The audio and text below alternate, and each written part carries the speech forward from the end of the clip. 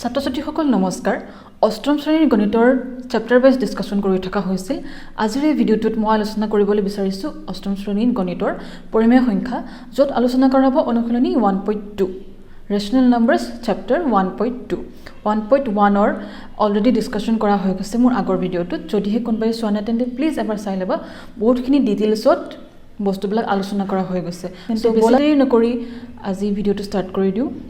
অনুশীলনী 1.2 কৰাৰ আগতে সংখ্যা ৰেখাত পৰিমেয় সংখ্যাৰ উপস্থাপন কেনে ধৰণে কৰিব পাৰি হেতু এবাৰ চাই ল'ব লাগিব প্ৰথমতে আমি গম পাম যে সংখ্যা ৰেখা যেনে ধৰণৰ আমাৰ অখণ্ড সংখ্যা যেনে অখণ্ড সংখ্যা বুলি ক'লে 0 কে আদি কৰি ইফালে 1 2 3 4 আৰু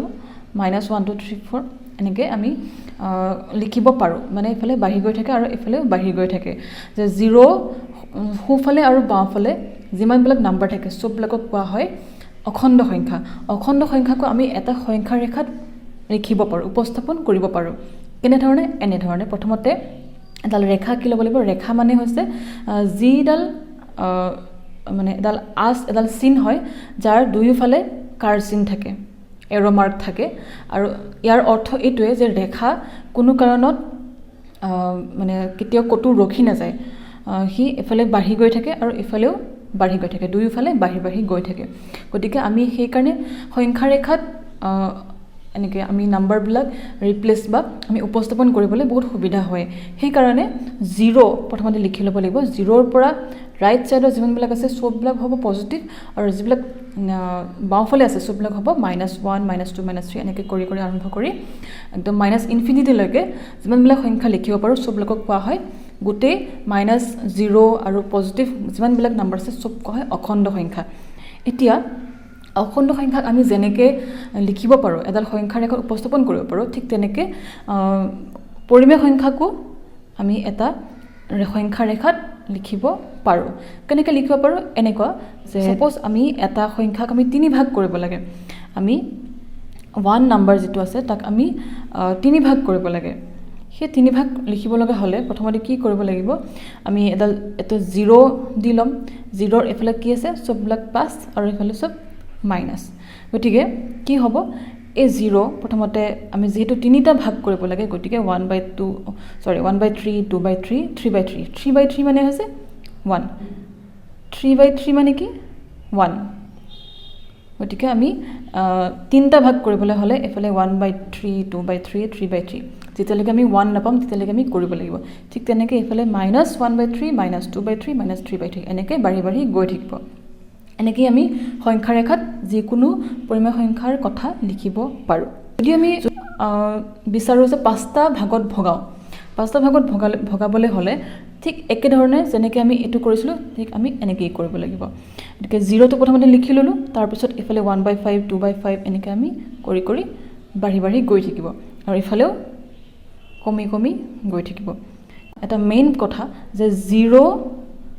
ৰাইট সাইডে যিমানবিলাক পজিটিভ নাম্বাৰ আছে গোটেইবিলাক নাম্বাৰ কি হয় এফালে বাঢ়ি গৈ থাকে মানে 1/5 2/5 3/5 মানে যেনেকৈ আমি সংখ্যা ৰেখাত 1 2 3 এনেকৈ আমি এফালে কি হয় বাঢ়ি যায় কিন্তু যিমানে এফালে যায় সিমানে কমি যায় তাৰ মানে -2 টো -1 তকে সৰু -3 টো -2 তকে সৰু এনে ধৰণৰ আমি লিখিব পাৰো ঠিক আছে এনে ধৰণে যেনেকৈ মই লিখিলো তিনটা ভাগ আৰু পাঁচটা ভাগৰ কাৰণে তোমালোকে ঘৰত এবাৰ ট্ৰাই কৰিবা 7ৰ কাৰণে 7টা ভাগ কেনেকৈ লিখিব পাৰি 7টা ভাগ মানে 1/7 1 2/7 এনেকৈ কৰি তোমালোকে ঘৰত লিখিবলৈ এবাৰ চেষ্টা কৰিবা ঠিক আছে এতিয়া আমি আৰম্ভ কৰিম অনুশীলনী 1.2 অনুশীলনী 1.2 ৰ প্ৰথম অংকটো আছে প্ৰথম কোৱেশ্চনটো আছে তলত দিয়া সংখ্যা কেইটা সংখ্যা ৰেখাত বহুৱা মানে কেইটামান সংখ্যা দিয়া আছে কেইটামান পৰিমেয় সংখ্যা দিয়া আছে আৰু সেই পৰিমেয় সংখ্যাবিলাকত সংখ্যা ৰেখাত বহাব লাগে মানে লিখিব লাগে কেনেকৈ লিখিম প্ৰথমতে আছে কি 9/5 মানে কি সবচে প্ৰথমতে চাব লাগিব তলত কি আছে মানে হৰটো কি আছে 5 গতিকে কি কৰিব লাগিব আমি তাৰ মানে আমি কেনেকৈ লিখিব লাগিব 1/5 2/5 এনেকৈ কৰি লিখি যাব লাগিব যেতিয়ালৈকে আমি 9/5 নাপাওঁ তেতিয়ালৈকে আমি লিখি থাকিব লাগিব ঠিক আছে আৰু এফালেও মই এনেকৈ লিখিলো তোমালোকে এনেকৈও লিখিব পাৰা অথবা তোমালোকে এনেকেও লিখিব পাৰা যেহেতু ৰেখা বুলি ক'লে এফালে বাঢ়ি বাঢ়ি গৈ থাকে গতিকে 0 যেতিয়া আমি কওঁ যে 0ৰ ইফালে যেতিয়া বাঢ়ি বাঢ়ি গৈ আছে মানে এফালে মাইনাছ মাইনাছ কিবা কিবি টাৰ্মছ হ'ব গতিকে যেহেতু আমাক মানে কুৱেশ্যন দিয়া আছে যে 9/5টো লগাব লাগে গতিকে 9/5টো আমি যেতিয়ালৈকে 9/5 নাপাওঁ তেনেকৈ 1/5 2/5 এনেকৈ কৰি কৰি আমি এফালে লিখি ল'ব লাগিব আল্টিমেটলি আমি কিমান পালোঁ যে 9/5 আমি এই সংখ্যা ৰেখাত আমি এনেকৈ লিখিব পাৰোঁ ঠিক তেনেকৈ নাম্বাৰ 2টো একে যে ইয়াতে কিমান দি আছে -2/13 কি কৰিব লাগিব 0ৰ লেফ্ট ছাইডত 0ৰ লেফ্ট ছাইডত যিমানবিলাক সংখ্যা আছে তাৰ ভিতৰত -2/3 ৰ পজিশ্যন কোনটো সেইটো লিখিব লাগিব এটা আমি যেহেতু 13 আছে তলত যেহেতু 13 আছে 13 আছে গতিকে 13টোক আমি 13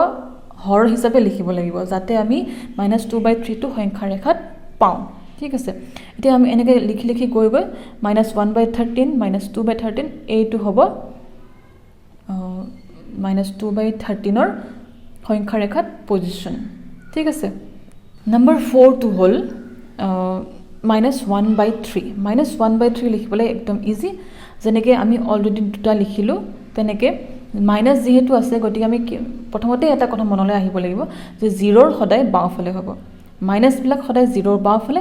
পজিটিভ যিবিলাক প্লাছ আছে সেইবিলাক সদায় 0ৰ সোঁফালে হয় ঠিক আছে এতিয়া -1/3 বুলি ক'লে একদম ইজি মানে আমি তলৰ চাব লাগিব কি 3 আছে গতিকে আমি 3 তলত হৰ হিচাপে লিখিব লাগিব গতিকে -1/3 টো হৈছে আমি এনেকৈ লিখিব পাৰোঁ সংখ্যা ৰেখাত এনেকৈ সেম প্ৰচেছ ইউজ কৰি তোমালোকে 3 আৰু 4টো তোমালোকে ঘৰত ট্ৰাই কৰিবা 3 আৰু 5 ঠিক আছে এতিয়া আহিল নাম্বাৰ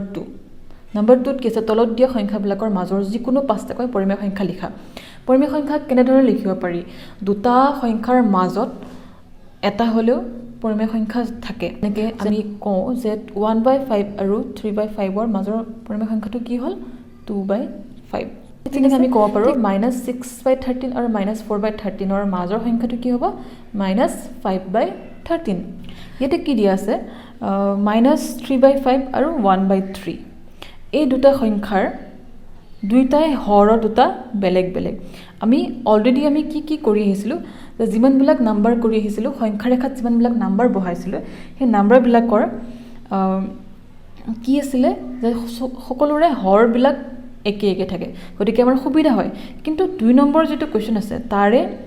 দুইটাতে কি আছে হৰ দুটা বেলেগ বেলেগ এটাত আছে 5 এটাত আছে 3 গতিকে এইটোনো আমি কেনেকৈ উলিয়াওঁ মানে যিটোটা হৰ আছে সেই হৰ দুটাক আমি টাৰ্গেট কৰি তাহাঁতৰ লসাগু ল'ব লাগিব লসাগু লোৱাৰ পিছত কি পাম সেইটোক আমি সেম কৰিব লাগিব যেহেতু আমাৰ হাতত হৰ দুটা সেম নাই গতিকে আমি সেম মানে একে কৰিব লাগিব যেনেকৈ নহওক আমাৰ কি আছে এই হৰ দুটা সেম নাই গতিকে আমি একে কৰিবলৈ হ'লে কিবা এটা নহয় বুদ্ধি লগাব লাগিব কি বুদ্ধি লগাম যেহেতু আমাৰ হাতত এটাই বুদ্ধি আছে যে 5 আৰু 3 আমি লসাগু লৈ তাক আমি সেম কৰি ইয়াতে এটা 15 হৈছেনে গতিকে 5ৰ লগত কি পূৰণ কৰিলে আমি 15 পাম 3 আৰু 3ৰ লগত কি পূৰণ কৰিলে আমি 15 পাম 5 গতিকে তলত যেহেতু আমি 5 ইনটু কৰিছোঁ ওপৰতো আমি 5 ইনটু কৰিম ঠিক তেনেকৈ 3 এনেকৈ ইনটু কৰি পাম কি -9/15 তাৰপিছত 5/15 এতিয়া এই দুটা নাম্বাৰ আমি কম্পেয়াৰ কৰি যদি আমি এই দুটা সংখ্যা ৰেখাত বহাওঁ কেনেকুৱা হ'ব যদি আমি -9/15 আৰু 5/15ক এটা সংখ্যা ৰেখাত বহাওঁ তেন্তে কেনেকুৱা ধৰণৰ হ'ব এনেকুৱা ধৰণৰ হ'ব তাৰ মানে -9/15 পৰা আৰম্ভ কৰি আমি 5/15লৈকে লিখি পেলালোঁ এতিয়া তোমালোকে নিজে চোৱা যে -9/15 আৰু 5/15 মানে কি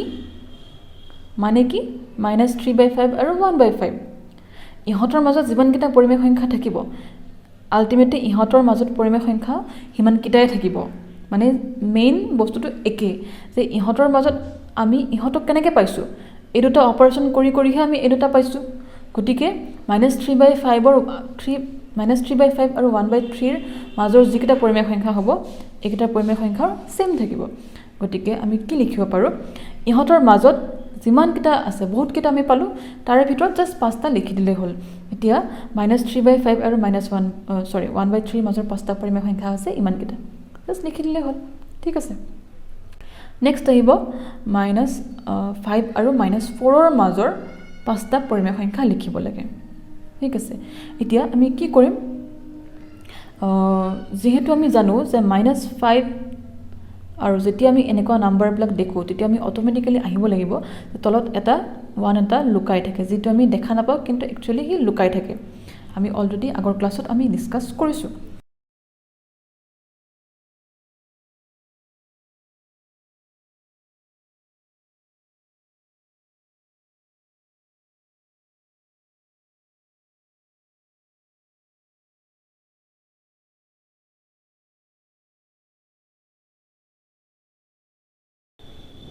মানে লাগিছে কি দেখিছা ইয়াতে সৰি মোৰ এটা ভুল হৈ গল 5 * 10 50 আৰু 4 * 10 40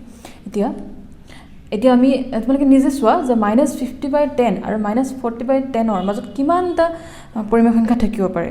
যিমান কিটা পৰিমেয় সংখ্যা আছে তাৰ ভিতৰত জাস্ট 5টা লিখি দিলে হ'ল মানে কি লিখিব পাৰা কি থাকিব পাৰে যে -49/10 মাইনাস এফালে কি হ'ব 48/10 এনেকে লিখিব পাৰা ঠিক আছে নম্বৰ 4 টো এবাৰ কৰি দিছো নম্বৰ 4 ত কি আছে -2/3 -2/-3 আৰু 3/7 এই দুটা সংখ্যাৰ মাজৰ 5টা পৰিমেয় সংখ্যা লিখিব লাগে কেনেকৈ লিখিব পাৰো সেম প্ৰসেস ইয়াতে -2/3 মানে মাইনাস কাটা গল কিমান হ'ব 2/3 এতিয়া 2/3 আৰু 3/7 2/3 আৰু 3/7 ৰ কি হ'ব যেহেতু দুটা হৰ সেম নাই গতিকে আমি সেম হৰ কৰিব লাগিব তাৰ মানে কি আমি 21 পাম 21 পাবলৈ কি কৰিব লাগিব 3 ৰ লগত 3 লগত 7 ইনটু কৰিব লাগিব আৰু 7 ৰ লগত 3 ইনটু কৰিব লাগিব যেহেতু আমি 3 ৰ লগত 7 ৰ লগত আমি 3 ইনটু কৰিছো ওপৰত আমি 3 ৰ লগতো 3 ইনটু কৰিব লাগিব ঠিক তেনেকৈ এনেকৈ কৰি আমি কিমান পালো 14/21 আৰু 9/21 এই দুটা সংখ্যাৰ মাজৰ যিমান কিটা পৰিমেয় সংখ্যা আছে জাস্ট লিখি দিলে হ'ল ঠিক আছে নম্বৰ 3 কি আছে -2/5 তকৈ ডাঙৰ আৰু 1/2 তকৈ সৰু যিকোনো 5টা পৰিমেয় সংখ্যা উলিওৱা সেম প্ৰসেস জাস্ট কি কৰিব লাগে 5 আৰু 2 ৰ লসাগু লৈ সিহঁত দুটাক আমি সেম নম্বৰ লিখিব লাগে মানে -2/3 5 আৰু 1/2 5 2 কিমান আছে 5 ৰ লগত আমি কিমান পূৰণ কৰিলে কি পাম 10 পাম লগত আমি কিমান পূৰণ কৰিব লাগিব 10 পাম আৰু 1 ৰ লগতো আমি 5 পূৰণ কৰিব লাগিব 2 ৰ লগতো আমি 2 পূৰণ কৰিব লাগিব কিমান পালো ইফালে পালো 4 -4 আৰু 1/5 1 * 5 5 এতিয়া -4/10 10 ৰ পৰা 5/10 ৰ মাজৰ 5টা পৰিমেয় সংখ্যা লিখি দিলে আমি ইয়াৰ আনসাৰটো পাই যাম তে কি হ'ব পাৰে সাপোজ -3/10 লিখিব পাৰা -2/10 লিখিব পাৰা 3/10 লিখিব পাৰা যিকোনো এনেকৈ ধৰণৰ এনেকৈ লিখিব পাৰা এতিয়া আৰু এটা কথা কৈ দিওঁ ধৰি লোৱা দুটা নাম্বাৰ আছে a আৰু b এই a আৰু b দুটাৰ মধ্যমান বুলি কয় মধ্যমান মানে মাজৰ মান মানে a আৰু b ৰ মাজৰ সংখ্যাটো কি হ'ব পাৰে কেনেকৈ আমি কৰিব লাগিব a + b/2 মানে যি দুটা সংখ্যাৰ মধ্যমান মানে মাজৰ সংখ্যাটো উলিয়াব লাগে তাৰ সিহঁত দুটাক আমি প্লাস কৰি পেলাই 2 ৰে ডিভাইড কৰিলে যিটো পাম তাকে কোৱা হয় মধ্যমান অথবা গড় ঠিক আছে গড় মান অথবা মধ্যমান এতিয়া যেহেতু আমি a আৰু b ৰ মধ্যমান কিমান পালো a + b/2 এতিয়া এই ক্ষেত্ৰত আমি কি ক'ব পাৰো a তকে a টো ডাঙৰ হ'ব আৰু b তকে সৰু হ'ব এই বস্তুটো তোমালোকে মনত ৰাখিব লাগিব সদায় ঠিক আছে এই বস্তুটো মনত ৰাখিব লাগিব এতিয়া আমি ৰিসেন্টলি যেটো আমি 3 নম্বৰ কোৱেশ্চনটো কৰিলো সেই কোৱেশ্চনটো এটো নিয়মটো কৰিব পাৰি অলপ লেংদি হয় তথাপি তোমালোকে সেইটো প্ৰচেছটো সেইটো নিয়মতো কৰিব পাৰা আৰু এইটো নিয়মতো কৰিব পাৰা কিন্তু তোমালোকে এইটো জানি ল'ব লাগিব কেতিয়াবা খালি ঠাই পূৰ কৰা আহিব পাৰে কেতিয়াবা কোৱেশ্চন আহিব পাৰে যে এ ডেছ বি ইয়াৰ মাজত কি হ'ব পাৰে তেতিয়া তোমালোকে লিখিব লাগিব যে a + b / 2 অথবা যেতিয়া অৰ্থাৎ এটা কথাই ক'ব পাৰি যে যেতিয়া দুটা সংখ্যাৰ মধ্যমান অথবা গড় মান উলিয়াব লাগে সেই সংখ্যা দুটাক প্লাস কৰি 2 ৰে ডিভাইড কৰি দিলে যি পাম সেইটোৱে হ'ব মধ্য মান অথবা গড় মান ঠিক আছে সো ছাত্ৰ-ছাত্ৰীসকল আজিৰ কাৰণে ইমানতে মই ক্লাছটো শেষ কৰিছোঁ আশা কৰোঁ তোমালোকে অলপ হ'লেও উপকৃত হৈছে যদিহে ভাল পাইছে তেন্তে লাইক শেয়াৰ এণ্ড কমেণ্ট কৰিবা লগৰবিলাকৰ লগত শ্বেয়াৰ কৰিবা ভিডিঅ'টো যাতে সিহঁতৰো উপকৃত হয় আৰু ভিডিঅ'টো শেষলৈকে চোৱাৰ কাৰণে ধন্যবাদ আশা কৰোঁ আমি নেক্সট ভিডিঅ'ত লগ পাম ঠিক আছে থ্যাংক ইউ